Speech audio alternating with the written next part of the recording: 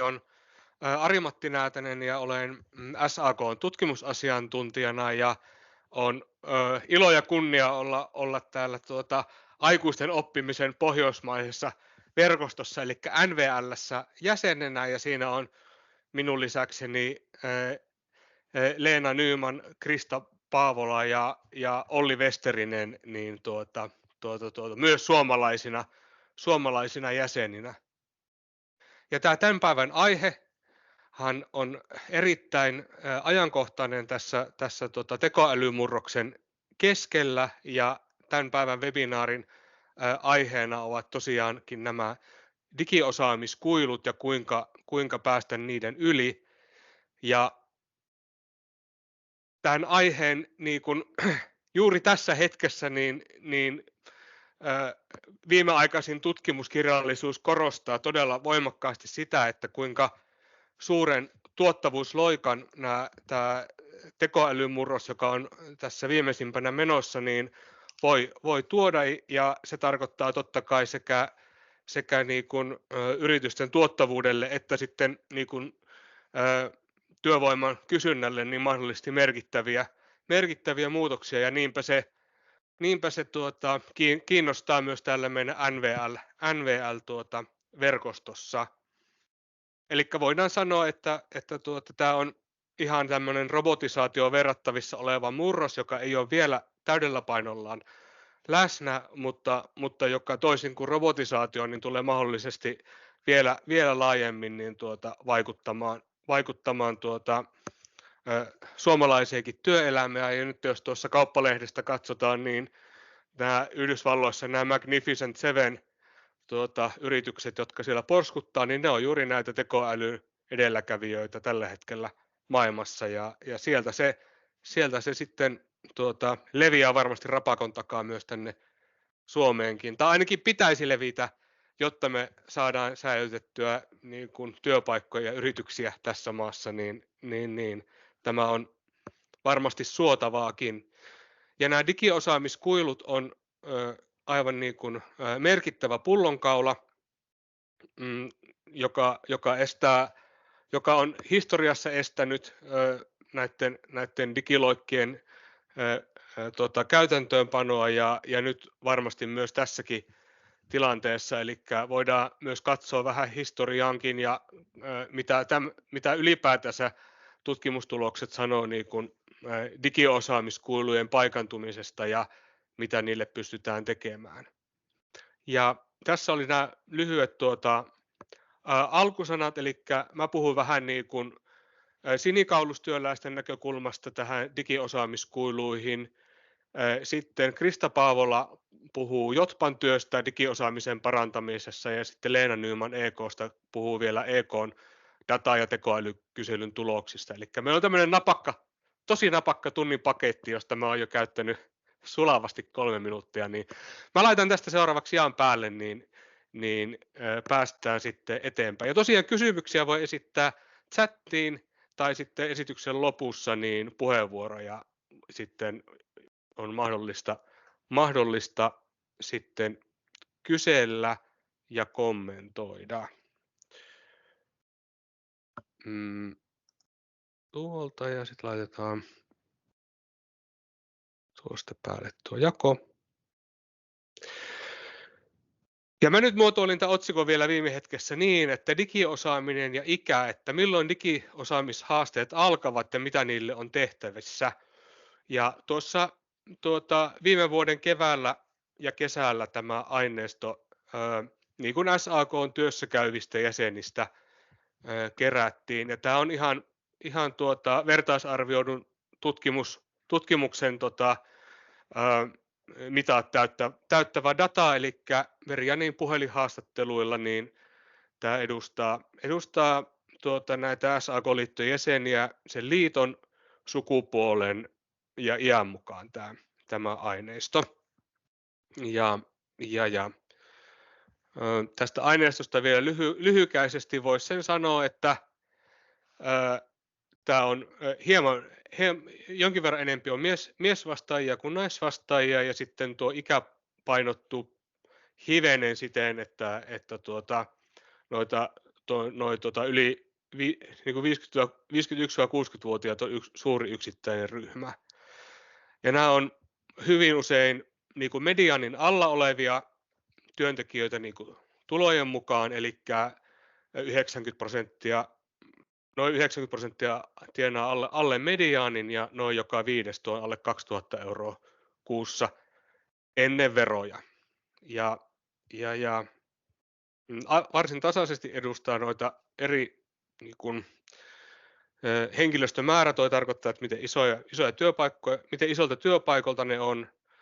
Ja sitten tämä toimialajako on sitten tuolla kuljetusalalla on niin kuin, tätä IAUn, Raun ja AKT-väkeä nyt esimerkiksi ja paulaisia. Rakennus- ja sähköaloilla on sitten esimerkiksi rakennus- ja sähköliittojen vastaajia. Yksityisellä palvelualalla on 75% pamilaisia ja julkisella palvelualoilla on sitten 80% JHL-läisiä. Ja tuo teollisuus on sitten tuo pääasiassa 80% teollisuusliittolaisia, mutta on siellä myös niin kuin elintarviketeollisuuden työntekijöitäkin esimerkiksi. Ja tosiaan tämä toimialajako sitten tosiaan vastaa näiden liittojen kokoa täällä niin kuin SAK-laisessa jäsenperheessä. Ja tähän digiosaamisaiheeseen sitten seuraavana laitan tuon kellon pyörimään tuosta. Eli tässä käytetään tätä, samalla tavalla ymmärretään tämä digiosaaminen kuin tämä Tuomo Alasoinen esimerkiksi tässä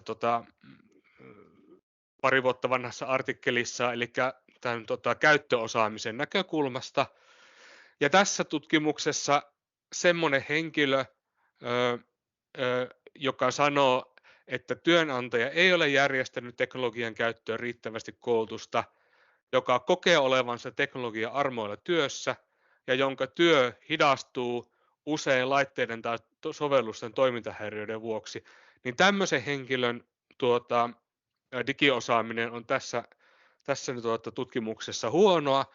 Ja sitten jos se työ sujuu ja työntekijä kokee olevansa niin kuin, teknologisen niin kuin, hallitsee ne teknologiset välineet, eikä kaipaa siihen tällä hetkellä koulutusta, niin silloin voidaan sanoa, että sen digiosaamistaidot on hyvät. Ja tämä on robusti summamuuttuja Cronbachin alfa yli 0,7, joka tilastotieteestä kiinnostuneita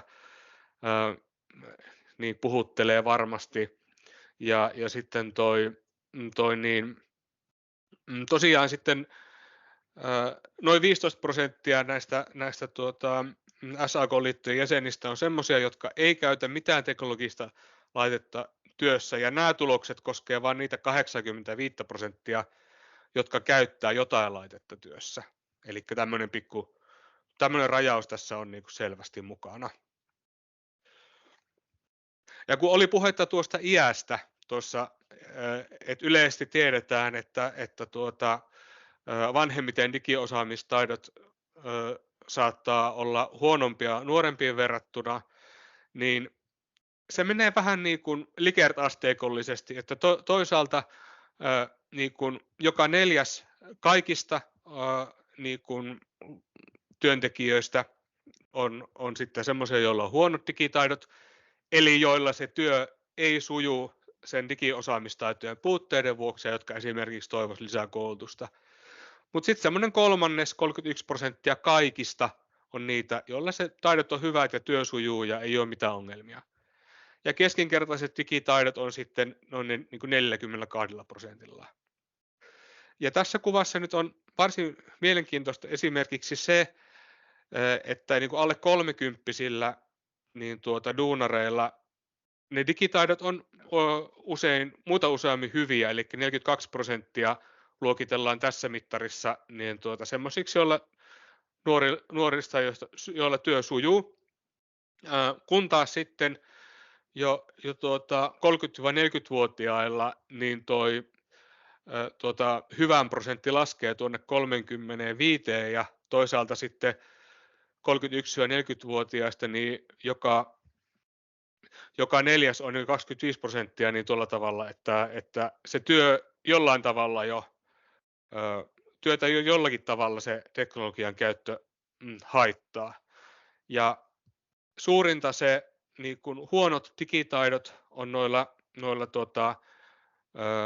yli 50-vuotiailla ja sitten tuo aika jännä toi, että toi yli 61-vuotiailla niin lähellä eläkeikää niin toi hyvä prosentti hieman nousee, mutta siinä voi olla ihan tämmöinenkin syy, että tosi usein tämä digiosaaminen korreloi myös työhyvinvoinnin kanssa yleisemminkin ja sitten noista sinikaulustyöläisistä, jotka selviää tuonne 61 vuoteen ja yli, niin niillä varmaan niin kuin ne työolosuhteet on semmoiset, että ne ei ole karsiutunut tässä aineistossa aiemmin esimerkiksi niin kuin varhaiseläke- tai sairauseläkejärjestelyjen vuoksi. Mutta että ehkä tässä take home message on se, että digiosaamiskuiluja on jo 30-vuotiailla ja yli niin kuin tälleen mikrodatan perusteella.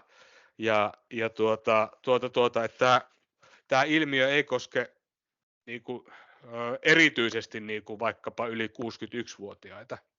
Et paljon tekemistä tässä maassa on kyllä näissä digiosaamistaidoista ja onpa hyvä, että meillä on sitten Krista ja Leena esitelmät vielä tässä perään.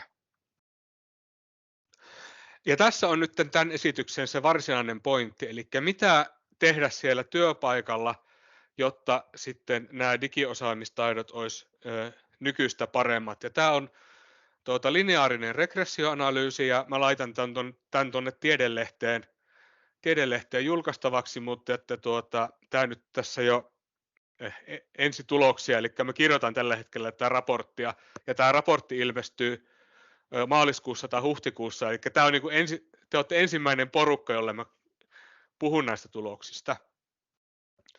Eli tämä kuva nyt vaan ihan yksinkertaisuudessaan kertoo sitä, että mitkä tekijät selittää niitä hyviä digitaitoja, eli sitä, että digiosaaminen on hyvä.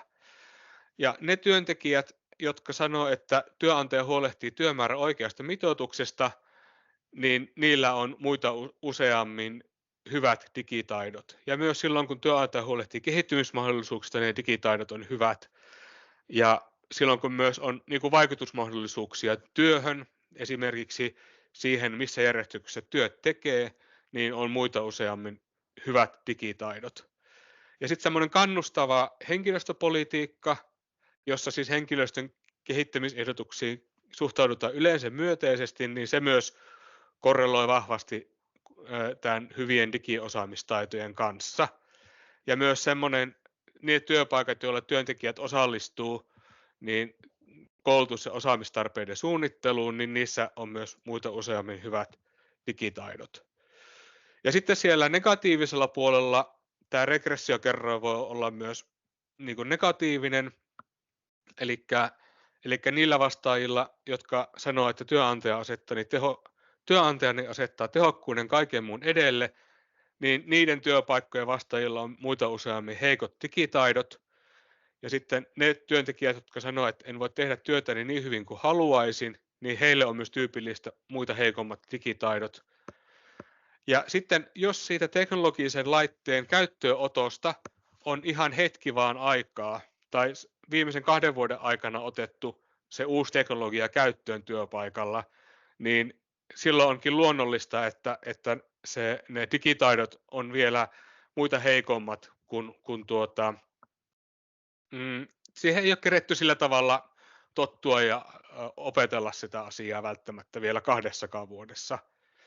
Ja kaikkien näiden tekijöiden jälkeen ikä on edelleen tilastollisesti merkitsevä tekijä, ja tämän niin kuin marginaaliefektin näkökulmasta se on edelleen kaikista voimakkain yksittäinen tekijä tämän standardoidun regressiokertoimen arvolla 0,13, mutta se on samalla voimakkuudella hyvin lähellä samaa voimakkuutta kuin esimerkiksi se, että työmäärä on oikein mitoitettu, ja ei se paljon kyllä jää tuosta, että työnantaja huolehtii kehittymismahdollisuuksistanikin.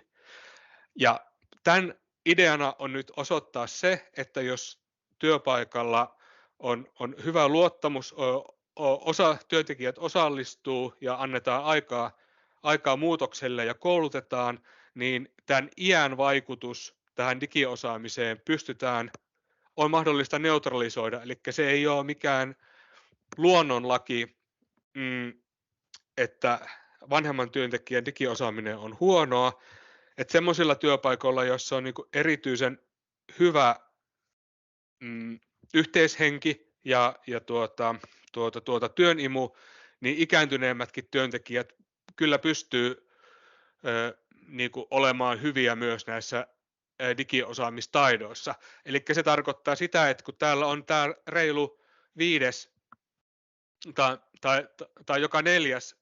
ikääntyneempi työntekijä, joilla on hyvät digitaidot, niin ne on myös usein semmoisilla työpaikoilla, joissa työ sujuu ja työ on niin kuin järjestetty siten, että sitä on hyvä tehdä. Aika juoksee, kun on hauskaa, eli 4 minuuttia aikaa, mutta mä vielä summaan vielä loppuun nämä peruspointit.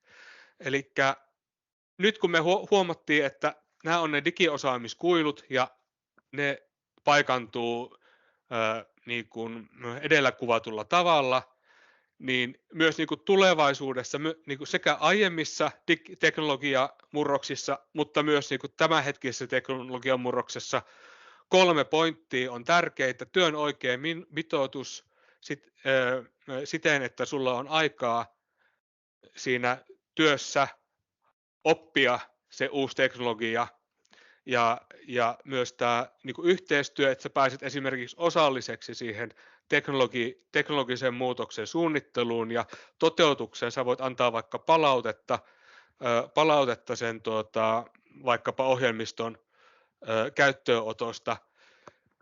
Ja sitten tämä 3. on tämä koulutus ja siihen panostaminen. Et se oli nyt endogeenisena muuttujana tuossa digiosaamiskuilu summamuuttujassa, mutta koulutusta ei voi unohtaa siitäkään huolimatta, vaikka se ei tuossa niin kuin edellä ollutkaan, koska se oli siinä niin kuin muuttujassa sisällä. Eli koulutus on ihan itsestäänselvästi tämmöinen kolmas pointti. Ja nuo tulokset osoitti vielä sen, että vaikutusmahdollisuudet siihen koulutukseen on myös niin kuin erityisen tärkeitä. Ja sitten vielä palaisin alkuun, niin kuin kuuluu, eli niitä digiosaamisvajeita alkaa olla jo niin kuin yli 30-sillä niin kuin suorittavaa työtä tekevillä, mutta että kaikissa ikäryhmissä näihin digiosaamistaitoihin pystytään vaikuttamaan näillä edellä mainituilla keinoilla, jotka on hyvin samankaltaisia kuin koko tutkimuskirjallisuuden viimeaikaisiin tutkimuskirjallisuudessa niin kuin suosittaa tutkimuksesta toiseen, eli aikaa, yhteistyötä ja koulutusta. Mutta näihin sanoihin niin päättäisin tämän tiiviin esitykseni, ja jos on vielä kysymyksiä ja kommentteja, niin vastaan niihin mielelläni. Kiitos Ari-Matti. Täällä tuleekin niin virtuaalisia uploadeja meidän osallistujilta. Siellä on Leena Pöntynen nostanut kätensä. Sulla oli kysymys Ari-Matille. Ole hyvä. Hei Ari-Matti, kiitos tästä esityksestä. Leena Pöntynen Teknologiateollisuus ry:ssä osaamispolitiikan johtajana toimin. Ajan valitettavasti autoon, mutta pystyin pikkasen kurkkaamaan tuossa noita. Mua kiinnostaa siis se, että oliko tässä digiosaamisiksi määritelty muun muassa niin kuin tekoälyn hyödyntämistä, koska tämä on nyt niin kuin yksi sellainen iso kysymys, josta meidän pitäisi jatkuvalla soitolla myöskin puhua. Et siinä Etlan Rowisen selvityksissä ja niin kuin kansainvälisissä selvityksissähän on ollut nähtävissä, että erityisesti heikoimmat hyötyvät eniten siitä työn tehostumisesta niin kuin tekoälyn myötä. Ja kun kuuntelin että kuinka niin kuin tavallaan kuvailit sitä, että nyt onko siellä jollakin mikki auki? Joo, niin että kun kuvailit että erityisesti tavallaan niitä osaamisvajeita oli niillä, joilla on mitoitettu työ oikein tai jos ei ole ja niin kuin sitä puolta, niin jäin sitten miettimään, että kuinka se digitaalinen osaaminen myöskin ohjaa sitä työn tehokkuutta ja miten meidän pitäisi tämä niin kuin huomioida nyt siinä vaiheessa, että miten me kannustetaan ne erityisesti heikoimmilla digitaalisilla taidoilla olevat henkilöt sen tekoälyn hyödyntämiseen työnsä tehostamiseksi ja ylipäätään työnsä tekemiseen. Joo, siis ihan todella hyvä kommentti Leenalta, ja on tosiaan tämän saman tutkimuksen lukenut, tai siis uskoisin, että se on just tämä, jossa kuvattiin sitä, että niin kun tämmöisistä, joilla on heikommat digitaidot, niin tekoäly hieman korottaa niitä lähemmäs keskivertoja, ja niitä, joilla on hyvät taidot, niin tekoäly saattaa niin kuin madaltaa niitä lähemmäs keskiarvoja. Tämä oli aika mielenkiintoinen teikki tähän, ja tässä aineistossa niin meillä on 4%, eli tämä kerättiin tuossa niin kuin viime toukokuussa pääosin, niin silloin niin kuin 4% sanoi että käyttää tekoälyä työssä, ja siinä mielessä niin odotan tämän prosentin kasvua, että päästään niin kuin vielä paremmin tähän ilmiöön kiinni ja tutkimaan näitä niin kuin edelläkävijöitä. Et varmasti sitten noissa toimihenkilöammateissa niin ainakin kaikki mun kaverit käyttää tekoälyä ihan päivittäin, niin sitten se prosentti on jo varmaan paljon korkeampi, ja käytän kyllä sitä itsekin. Mutta kyllä niin kun, nyt kun ei parempaa tietoa ole, niin mä tukeutuisin tähän niin kun tutkimuskirjallisuuden valtavirtaan siinä mielessä, että myös näiden heikompien osalta, niin kuin heikompitaitoisten osalta, niin sen työympäristön järjestäminen siten, että se on ainakin mahdollista ottaa se uusi teknologia haltuun, niin olisi tosi tärkeää. Ja sitten kanssa niin konkreettisesti ehkä tuoda esille sitä, että tässä on, että työntekijät niin kuin odottaa tältä tekoälyltä myös tämmöistä niin kuin vähemmän yksitoikkoisia työtehtäviä ja niin kuin mielenkiintoisempaa työtä ja enempi niin kuin vaihtelevia työn sisältöjä, niin ehkä sitten niin kuin tällä tavalla voisi niin kuin kans tätä niin kuin porkkanan kautta markkinoida näitä kaikenlaisia työntekijöitä, niin ottamaan tämä uusi teknologia käyttöön ja sillä tavalla niin edistää sitä muutosta, mutta että ihan taatusti tähän Leenan loistavaan kysymykseen niin tullaan viisaammiksi, kunhan tutkimustieto karttuu. Mutta mä lopetan tämän esitykseni ja päästetään sitten Krista irti, vai oliko vielä kommentteja? Leena. Minä voin ottaa tästä vaikka tämän puheenvuoron seuraavaksi. Eli tervehdys kaikille. Tosiaan minä olen Leena Nyman ja työskentelen asiantuntijana Elinkeinoelämän keskusliitossa EK:ssa. Ja tuossa Kaima-Leena jo kysyikin vähän tekoälystä, ja itse ajattelin tässä nyt syventyä hiukan siihen, miten meidän jäsenyritykset näkee datan käyttöä, tekoälyn käyttöä niin kuin siellä yrityksen arjessa, ja ehkä myöskin sitä, että minkä näköisiä tulevaisuusnäkymiä näiden uusien teknologioiden suhteen meillä on. Eli me tehtiin tuossa viime syyskuussa tosiaan tällainen yrityskysely datasta ja tekoälystä, ja kysely lähti pikkusen alta 4000 EK:n jäsenyritykselle, ja meillä oli vastaajissa mukana kaikista EK:n jäsenliitoista yrityksiä, ja myöskin kaikki toimialat oli edustettuina. Ja vastauksia saatiin ihan mukava määrä, eli tuollainen pikkusen yli 450, ja ottaen huomioon kuinka kapea substanssiaihe tässä kyselyssä on, niin tuon voi katsoa jo niin kuin hyväksi vastaajamääräksi. Ja tuohon laitoin vielä ylös näin niin kuin yrityskokoluokittain, miten nämä meidän vastaajat jakautu tässä aineistossa. Ja huomataan, että siellä on pieni painotus noissa suuremmissa yrityskokoluokissa, niin se kannattaa pitää tässä mielessä, kun katsellaan näitä tuloksia vähän tarkemmin. Ja jos ensin katsotaan alempaa puoliskoa tästä slaidista, niin kysyttiin meidän jäseniltä, että mikä on sellainen niin kuin teknologia tai ilmiö, jossa he näkee kaikista suurimman potentiaalin liiketoiminnan kannalta tässä lähitulevaisuudessa, ja siellä ehdoton ykkönen oli tekoäly ja koneoppiminen, eli se nähdään voittavana teknologiana 77% mielestä. Jos me tarkastellaan tätä kysymystä yrityskokoluokittain, niin yli 250 työllistävät yritykset, niin heistä 86% oli sitä mieltä, että tekoäly tulee olemaan se eniten tekemistä mullistava teknologia. Kakkosena onkin robotiikka ja automaatio, mikä tuli myöskin tuossa Ari-Matin puheessa esille. 43% piti sitä tärkeänä, ja sitten tiedolla johtaminen on lähes samoilla luvuissa siellä 42%, mutta ihan varmasti tiedolla johtamisen merkitys tulee tulevaisuudessa vielä nousemaan entisestään tästä. Me kysyttiin myöskin sitä, että mitkä ne suurimmat mahdollisuudet näissä uusissa teknologioissa on, ja 3/4 hakee selkeästi sitä tehostumista liiketoimintaprosesseissa, mutta yli puolella on myöskin niin kuin tällaiset uudenlaiset tavat tehdä sitä työtä, jotka tuo uusia hyötyjä.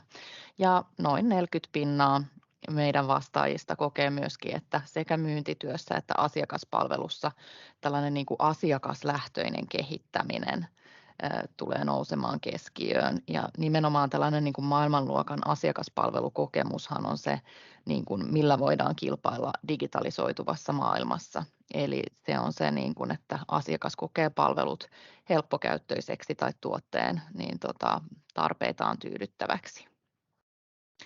Tässä on sitten yrityskokoluokittain jaoteltu oikeastaan tämä sama kysymys, ja kun tarkastellaan tätä, niin huomataan, että kaikille yrityksille niin toi top 3 näyttää ihan samalta. Siellä on nämä samat hyödyt, mitä haetaan. Sitten ehkä tuolla pienemmissä yrityksissä korostuu se, että saadaan niin tehokkaampaa, analyyttisempaa markkinointia toteutettua, kun sitten taas suuryrityksillä haetaan skaalautuvaa liiketoimintaa, ja sitten ehkä tuolla keskikokoisissa ja suurissa yrityksissä sitten haetaan hyötyjä myöskin siitä, että big datasta saataisiin paremmin tietoa irti ja sitä kautta niitä hyötyjä ulosmitattua. Meitä kiinnostaa kovasti tietenkin myöskin se, että millaisia investointiaikeita meidän yrityksillä on, ja peräti 42%, tämä on aika huikean iso luku, niin suunnittelee investointeja tällä hetkellä, ja vähän alle 1/5 on vielä vähän epävarmoja. Mutta tästä niin kuin huomataan se, kuinka kiinnostava teknologia tekoäly on niin kuin yritysten mielestä tällä hetkellä. Ja paneuduimme myöskin sitten siihen, mitkä on ne suurimmat hyödyt, mitä saadaan näillä tekoälypohjaisilla ratkaisuilla. Ja ykkösenä siellä on toiminnan tehokkuuden lisääminen, ja toi on todella huikea luku, 93% peräti on tätä mieltä. Kakkosena on kustannussäästöt, 60%, hieman yli puolet hakee parempaa laatua, kilpailuetuakin lähes 40%, ja sitten viimeisenä siellä on tämä henkilötyön vähentäminen. Mutta jos mietitään, että mikä näillä kaikilla 5 kohdalla on yhteistä, niin sehän on liiketoimintaprosessien tehostaminen. Eli tehostetaan sitä niin kuin olemassa olevaa tekemistä, ei niinkään, että tekoälyä käytettäisiin uuden liiketoiminnan luomiseen tässä vaiheessa. Kysyimme myöskin yritysten tekoälykehityksestä. 16% sanoi, että he kehittää sitä itse. Noin kolmannes sitten taas hankkii tekoälykehityksen ostopalveluna ja 46% käyttää jonkinlaista yhdistelmää näistä kahdesta. Ja kaikkia kiinnostaa aina se, että mitä yritykset sillä tekoälyllä tekee. Eli tästä kuvasta nähdään, että nämä käyttökohteet on todella moninaisia ja ne hajoaa niin kuin, eri käyttökohteisiin, eli sieltä ei erotu sellaista niin kuin yksittäistä kärkeä. Eli siellä niin kuin, kärkipäässä on tiedonhaku ja analysointi, sitten on tämä asiakaspalvelutyö, kaikki meistä on varmasti esimerkiksi törmännyt näihin asiakaspalvelun chatbot-ratkaisuihin. Siellä on myyntiä ja markkinointia, prosessien optimointia, sitten laaditaan ennusteita tai analysoidaan asiakasdataa, mutta se mikä mun mielestä on oikeastaan aika kiinnostavaa on, että kun katsotaankin tuota häntäpäätä tästä kaaviosta, eli siellä on puheentunnistus 7%. Tuossa korona-aikana, kun keskustelin meidän edelläkävijäyritysten kanssa siitä, miten he näkevät, että liiketoiminta muuttuu jatkossa, niin meidän edelläkävijäyritykset näki paljon hyötyjä puheen tunnistamisessa. Eli se tehostaa asiakaspalvelua ja se tuo nimenomaan parempia asiakaspalveluratkaisuja esimerkiksi näkövammaisille, jolloin saadaan uusia asiakassegmenttejä otettua niin kuin palveluiden ja uusien ratkaisuiden piiriin. Niin mielenkiinnolla odotan sitä, että miten tämä puheentunnistus tulee jatkossa kehittymään ja näkymään sitten yritysten arjessa. Kiinnostavaa on myöskin se, että millä tasolla työntekijöiden digitaidot on tällä hetkellä, ja me ollaan kysytty se 3 tällaisen työntekijäluokan osalta, eli siellä on työntekijät, toimihenkilöt, asiantuntijat, esimiehet ja sitten on johto. Ja oikeastaan kaikissa näissä työntekijäryhmissä niin puolella on riittävät digitaidot. Siellä ollaan hyvinkin tasoissa. Kun katsotaan noita hyvällä tasolla olevia digitaitoja, niin siellä himpun verran korostuu sitten johto, kun taas sitten kun mietitään sitä, että keillä niitä puutteita ehkä eniten on siellä digitaidoissa, niin sitten taas sieltä nousee työntekijäpuoli hiukan esille. Ja me ollaan myöskin hyvin kiinnostuneita siitä, miten yritykset haluaa niin kuin kehittää osaamista teknologioiden ja muutenkin uusien digitaalisten ratkaisuiden osalta. Ja viesti on hyvin selvä siellä, niin noin 2/3 sanoo, että sekä kouluttamalla nykyisiä työntekijöitä että sitten työssä tapahtuvana oppimisena. Ja tämä havainto tukee kyllä niitä keskusteluja, mitä on käynyt meidän jäsenyritysten kanssa, että he kyllä kovasti korostaa sitä, että se uuden osaamisen hankkiminen tapahtuu siellä yrityksissä ja että se oppimisprosessi on sellainen tavoitteellinen, hyvin suunniteltu ja sitä seurataan siinä koulutuksen aikana. Ja varmasti tämän niin kuin työssä tapahtuman oppimisen niin kuin merkitys tulee organisaatioissa jatkossa vaan nousemaan. Ja kysyimme myöskin sitä, että mitkä olisi sellaiset edellytykset, joiden avulla voitaisiin lisätä sitten datan hyödyntämistä organisaatioissa, ja tämä sama pätee kyllä myöskin tekoälyn hyödyntämiseen, niin tässäkin erottuu selkeä 2 kärki, eli tarvitaan näkemystä siitä, miten sitä dataa hyödynnetään, ja tarvitaan myöskin uutta osaamista. Mutta lisää osaajia niin kaipaa vaan alle 1/3, eli tämäkin tukee sitä, että sitä osaamista hankitaan siellä yrityksissä.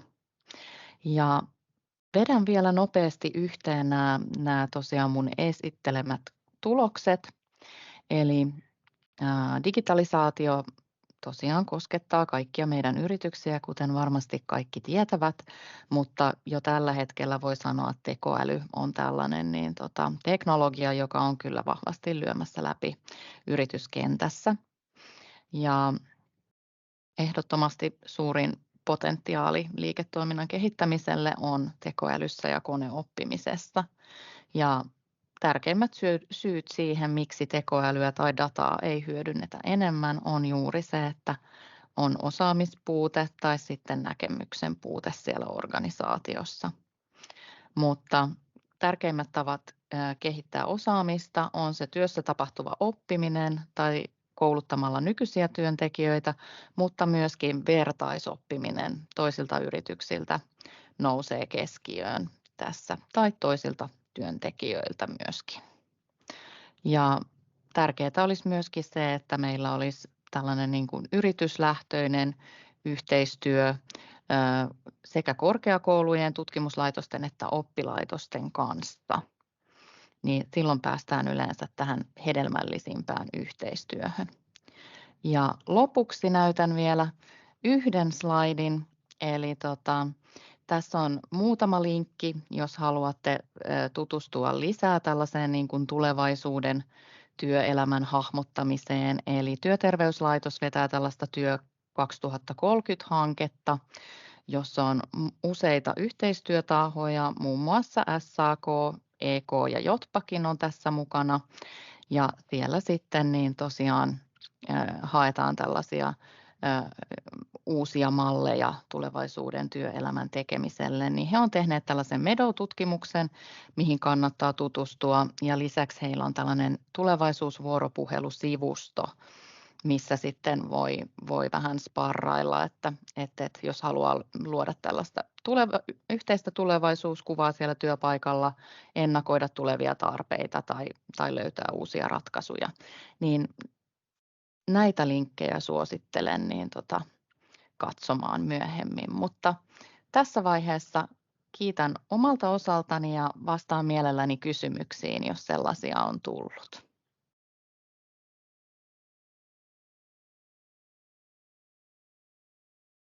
Ainakaan tuossa chatissa ei ole yhtään kysymystä. Oli sen verran tyhjentävä esitys, mutta puheenvuoroa voi pyytää.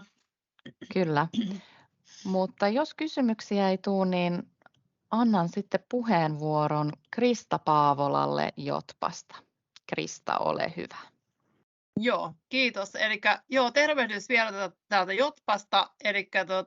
Tässä on nyt käsitelty työntekijöiden näkökulmasta vähän näitä osaamiskuiluja ja työnantajien näkökulmasta, niin tuodaan sitten vielä tähän tämä julkinen ja koulutussektorin puoli, eli JOTPA on täällä opetushallituksen kyljessä toimiva OKM ja TEMin alainen ja ohjauksessa oleva uusi virasto, 2 vuotta vanha, ja tosiaan meitä ohjaa myös tämmöinen työmarkkinatoimijoiden neuvosto, johon kuuluu SAK:sta ja EK:sta myös jäseniä, että siellä on koolla kaikki, mutta mä avaan tuon mun esityksen tuosta noin, niin katsotaan sitten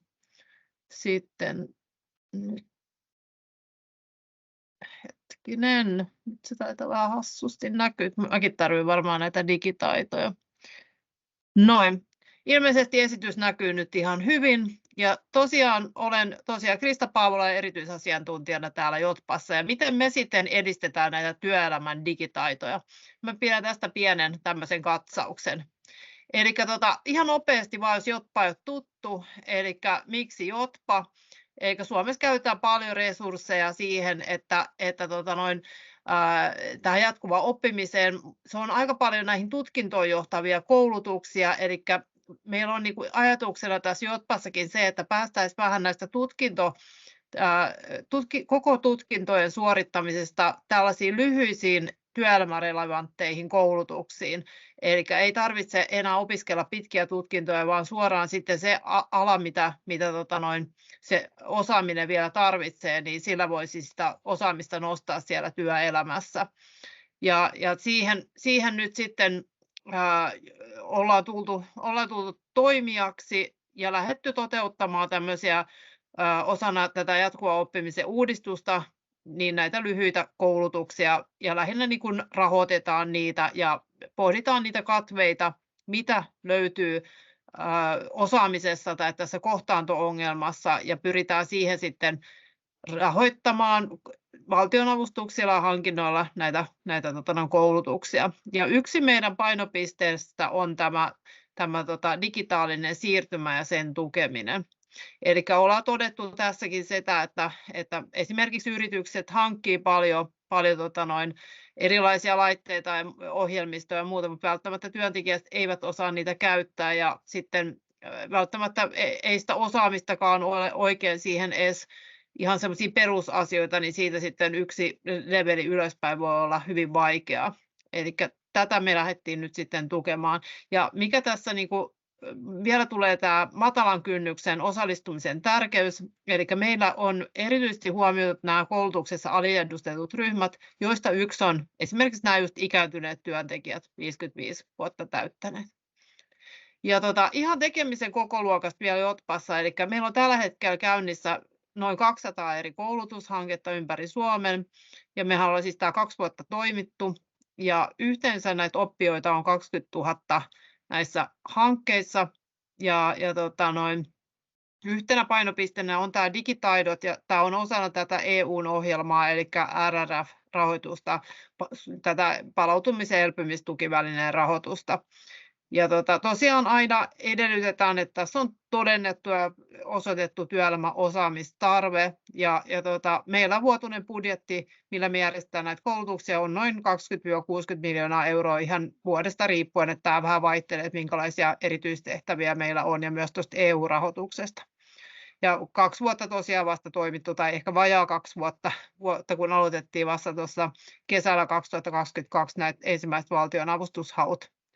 Ja tässä on ihan se, että mihin me tätä rahoitusta nyt sitten myönnetään, niin tässä on tämä piirakka, ja tästä nähdään nyt, että nuo digitalisaatio ja vihreän siirtymän taidot on aika merkittävässä, eli me ollaan nyt myönnetty yhteensä 23 miljoonaa euroa erilaisiin koulutuksiin, jotka tukee digitalisaatiota ja vihreätä siirtymää, ja toisaalta tuolla on myöskin nuo muut alat, ja niissä korostuu esimerkiksi, jos on vaikka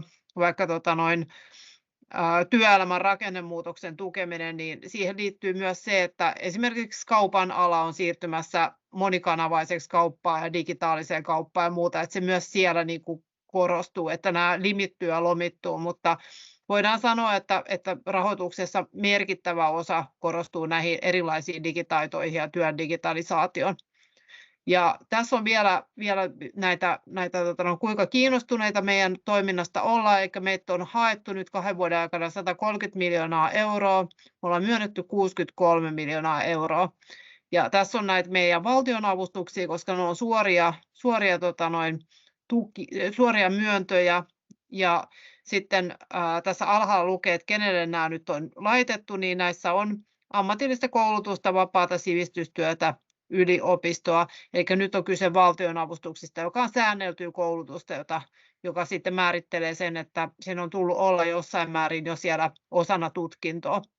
Sitten meillä on erikseen nämä hankinnat, koska meillä on 2 rahoitusinstrumenttia. Näillä hankinnoilla pyritään kaikkia innovatiivisia, sellaista mitä ei ole tähän mennessä koulutusmarkkinoilla tai julkisessa koulutustarjonnassa olemassa, niin kehittämään uudenlaisia koulutuksia, olemaan semmoinen nopean toiminnan joukko, että mistä tarvitaan osaamista, järjestää kursseja, pyritään, että se skaalautuu ja se tulee osaksi koulutusjärjestelmää, osaamispalvelujen tarjontaa. Ja tosiaan meillä näitä ihan nyt pysty suoraan sanoa, että kuinka paljon rahaa on näihin mennyt, koska me ollaan tehty hankintoja ja me maksetaan vasta siitä tuloksesta. Mutta että voitettujen osa-alueiden arvo on tuo 19 miljoonaa, eli noin 20 miljoonaa näihin hankintoihin on mennyt sitten. Ja keskimääräinen tämä opiskelijatyötunnin hinta 27 tuntia, eli niin sanottu opintopiste on tuo 564 €. Ja nämä on tosiaan aika paljon on mennyt noille ammattikorkeakouluille ja sitten myöskin yritykset, eli mehän voidaan, kuka tahansa voi näitä järjestää meidän koulutuksia, jos siihen on vaan osaamista ja myöskin jotain kokemusta. Ja mä otan tästä ihan tämmöisenä esimerkkinä sitten, että mitä nämä nyt sitten käytännössä oikein on. Mä poimin tällaisen työelämän digiosaajahankkeen. Eli meillä oli tuossa ensimmäinen valtionavustus 2022, jolloin me haettiin digitalisaatio ja vihreän siirtymän erilaisia hankkeita erilaisiin osaamistarpeisiin. Ja ne on tällä hetkellä vielä toteutuksessa ja ne loppuu tämän vuoden lopussa. Ja siihen myönnettiin 6,3 miljoonaa euroa. Ja 4 miljoonaa meni näihin digitaitoihin. Ja näillä rahoitetaan yhteensä 34 hanketta. Ja mä otin tähän tämmöisen niin kuin hyvin matalan kynnyksen tällaisen työelämän digiosaajahankkeen. Eli tuossa Helsingissä HEO-opistolla järjestetään tämmöistä digiosaamisen tämmöistä niin kuin yleiskoulutusta, eli siellä on erilaisia osa-alueita, joissa pyritään niin kuin paikkaamaan sitä, että olisi semmoinen tasainen osaaminen erilaisilla digitalisaation osa-alueilla. Ja tämmöinen koulutus kestää 4 kuukautta ja he on määritellyt 14 opintopistettä ja yhteensä tämän läpi käytetään 2 vuoden aikana 200 opiskelijaa ja tämän hinta on noin 1 500 € henkilö tästä 4 kuukaudesta ja aloittaneita jo nyt on yhteensä yli 200 henkilöä. Tuloksena tosiaan, että kykenisi käyttämään ja myös ymmärtämään tätä tietoturvaa ja kyberturvallisuutta, että mitä kaikkea tässä on. Ja nimenomaan tämä on tukemaan semmoisia työelämän ihan keskeisiä asioita, ettei tarvitsisi pelätä siellä näitä. Ja tässä on oikeastaan, mä olen nyt laittanut tähän, että mitä se niin kuin sisältää. Eli tässä on oikeastaan niin kuin ihan aloitetaan älypuhelimen sovelluksia, digikuvausta, työelämän eli täällä on kaikkea Excel-taulukkoa ja muita ihan tämmöiset perusjutut, että osaa käyttää digilaitteita ja digitaalisia kanavia, pilvipalveluita ja muita niin kuin silleen kattavasti, semmoiset perustaidot, että tämä on niin kuin hyvin kattava koulutus ja tämä on tosi matalalla kynnyksellä, eli ei tarvitse olla mitään osaamista aikaisemmin. Ja käytännössä, että mitä nämä nyt sitten, kun nämä on työn ohella toteutettavia koulutuksia, niin mä otin tästä viime kevään aikataulun. Eli tämä voi suorittaa joko lähiopetuksena tai monimuoto-opiskeluna. Nämä lähiopetukseen, jos menee, niin se on vähän vaativampi, eli siellä tulisi olla sitten maanantaista perjantaihin, ja monimuoto-opiskelussa ollaan verkossa, ja sama aika tai hieman eri aikaan toki, mutta sen jälkeen sitten on muutama lähiopetusjakso, jossa sitten katsotaan, että nämä kaikki esimerkiksi työelämäprojektit on tehty ja esittelyt ja nämä semmoiset jotkut Office-ohjelmat, mitä on itsenäisesti aika hankala tehdä. Esimerkiksi just joku Excel-taulukon käyttö. Ja mä poimin tästä vielä niin kuin ihan, että mitä muutaman sellaisen tehtävän, että mitä siellä sitten niin kuin tehdään. Mä otin tästä niin kuin, näistä osaamismerkeistä verkkosivun luominen ja sitten digikuvaus, video ja ääni. Eli että osaa tällaisia toimintoja käyttää. Ja siinä on tietysti kaikki luennot ja käsitellään niitä aiheita, mutta sen lisäksi me ollaan edellytetty, että siellä on sellainen käytännönläheinen konkreettisia tehtäviä tulee olla, ettei nämä olisi mitään vaan luentoja, vaan se, että oikeasti tehdään ja esitellään, että nämä on osattu tehdä. Ja tässä on esimerkiksi tästä verkkosivuasiasta kurssitehtävä, eli tulee tehdä tämmöinen blogisivuste tai joku nettisivu, jonka tämä on ihan oikein heidän sitten tämä kurssitehtävä, mikä edellytetään tehtäväksi. Ja sitten tuossa toisessa on tämä video ja kuvia ja videoiden muokkaus, eli puhelimella käyttäen esimerkiksi näin kehität kananmunan tai talvirenkaiden vaihto, tai sitten voidaan tehdä tämmöinen Photoshopilla joku juliste, johon lisätään sitten tekstiä ja muuta. Eli tällaisia tehtäviä, mitä voidaan sitten hyödyntää työelämässä, ja se osallistumiskynnyskin on sitten matalampi. Ja tosiaan, minkälaista palautetta sieltä on saatu, niin nämä on ollut hirveän suosittuja nämä kurssit, koska tässä on saanut sellaisen kattavaa, ja tuosta on voinut sitten poimiakin joitain, jos ei kaikkia osaamismerkkejä halua suorittaa. Sillä tavoin koettu, että jotenkin tuntuu, että vähän opiskelijat on osannut vähän sieltä täältä jotain, mutta semmoinen kattava tasainen, että osaaminen näillä eri osa-alueilla, niin se on puuttunut. Ja tämä on antanut niinku sitten semmoisen tietyn perustason ymmärtää tätä digitalisoituvaa maailmaa, joka liittyy koko ajan siihen työelämään. Mutta tässä oli mun setti tällä kertaa ja nopeasti toin, mutta nyt tuolta. Noin, mäkin tarvitsen varmaan jonkun digitaidon tässä näin. Mutta jos teillä on kysymyksiä Jotpaan, eli tuossa nyt puhuttiin aika paljon, Leena puhui tuosta tekoälystä esimerkiksi, niin me tehdään siis näitä, se, että meillä oli tässä aika tämmöinen perustason osa, ja yhtä hyvin mä olisin voinut ottaa tähän, että meillä vaikka datataloudesta tai kyberturvallisuudesta tai sitten meidän tekoälykoulutuksesta, mitä me nyt suunnitellaan, niin siitäkin esimerkkiä, mutta mä katsoin, että tähän aihepiiriin sopii hyvin tämmöinen matalan kynnys, että mistä lähdetään liikkeelle ja saadaan ne perustaidot, siitä voi sitten edetä. Eikä tällaista konkreettia Jotpa toteuttaa. Kiitos. No niin, siellä onkin Leena Pöntysellä taas kysymys. Leena, ole hyvä.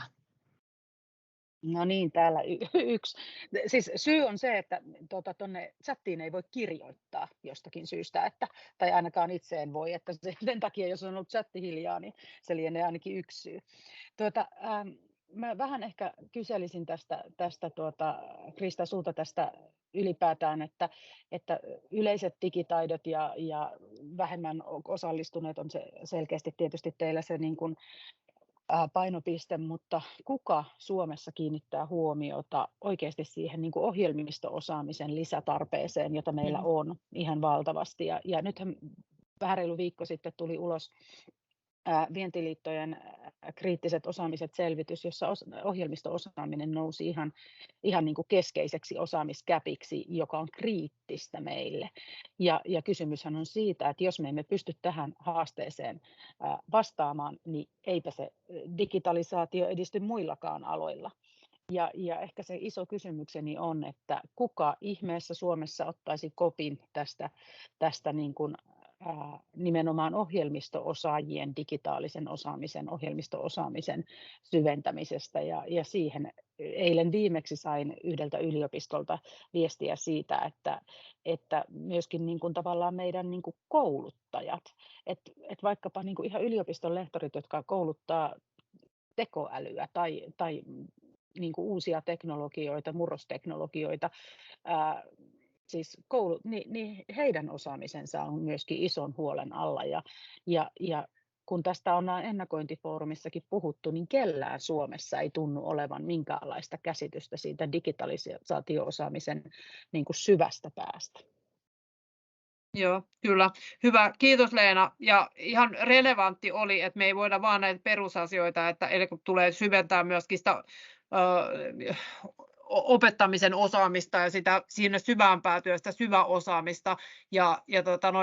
Meillä on painopisteenä tämmöisiä niin kuin pistemäisiä, vähän pienempiä kokonaisuuksia, on näitä isoja laajoille massoille, ja meillä on tämä digitalisaatio on tänä vuonna myöskin ohjelmassa, ja tämä on jo tiedossa tietenkin koko ohjelmisto-osaamisen, että meillä ei pystytä, niin kuin nämä meidän tekniset ammattikorkeakoulut, yliopistot, muut ei pysty tuottamaan, vaikka ne mitä tekisi, niin näitä riittävästi ICT-alan osaamista, mutta siellä on myös semmoisia pieniämpiä osa-alueita, mitä pitäisi syventää, ja tätä keskustelua on hyvä jatkaa myös tässä niin kuin tämän vuoden kuluessa myös teknologiateollisuuden kanssa, kun mehän teemme yhteistyötä kaikkien näiden toimijoiden kanssa, ja teknologiateollisuus tietenkin tärkeänä niin kuin keskustelukumppanina, kun alustetaan näitä meidän hankintoja ja valtionavustuksia, jotta me tehdään oikeita asioita ja isketään siihen katveeseen, mikä aidosti niin kuin hyödyttää, ei vaan se, että siellä on osaamisvajeita, vaan muuta, että se hyödyttäisi myöskin koko niin kuin